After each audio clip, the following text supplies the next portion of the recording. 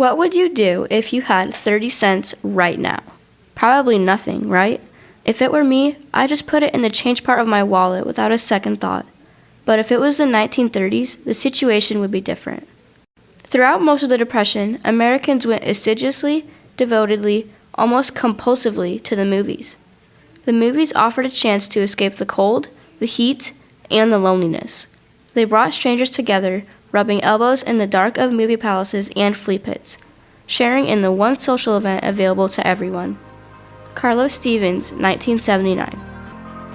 You're listening to WJHS 91.5 The Eagle. Welcome to Media in the Making, a podcast where we look at the evolution of media from 1600 all the way to present day.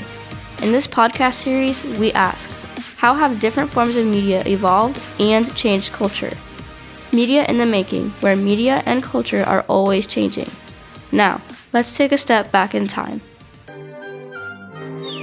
The Great Depression was caused by the stock market crash in 1929 at the New York Stock Exchange. 5,000 banks had collapsed and over 9 million savings accounts were erased.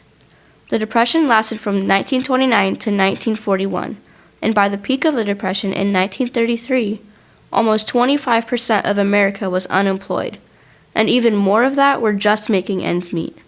However, movies and radio grew in popularity and provided a common culture and sense of connectedness.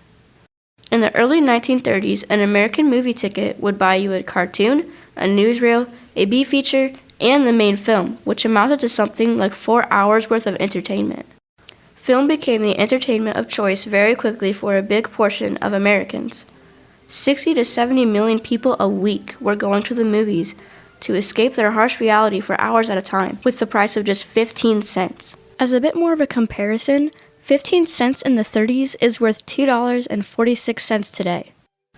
On some special nights, the theaters even gave out prizes to a couple people, which consisted of cash prizes, food items, or cheaper movie ticket prices. The prizes gave people another reason to go to the theaters, for a chance to get a prize that could be beneficial for them and their families.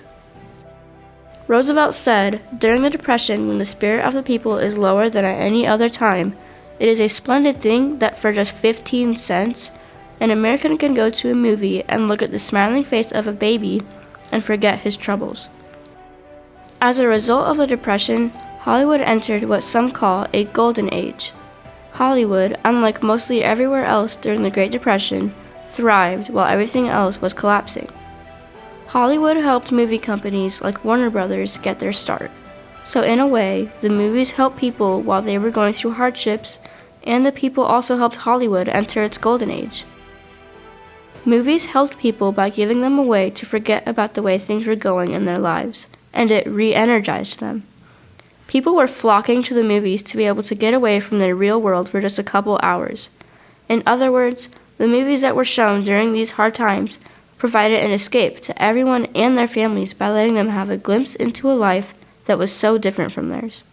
Now, a movie ticket on average is $9.16. With that movie ticket, you can only watch one movie, which is only about 90 to 100 minutes long. So if you were to go back to the 1930s, would you look at the change in your wallet differently? Media in the Making is brought to you by WJHS 91.5 and the Eagle Tech Academy media classes. Media in the Making, teaching you about the evolution of media throughout history and its effects on culture. For more from the students, more podcasting series are on the 91.5 website, WJHS915.org.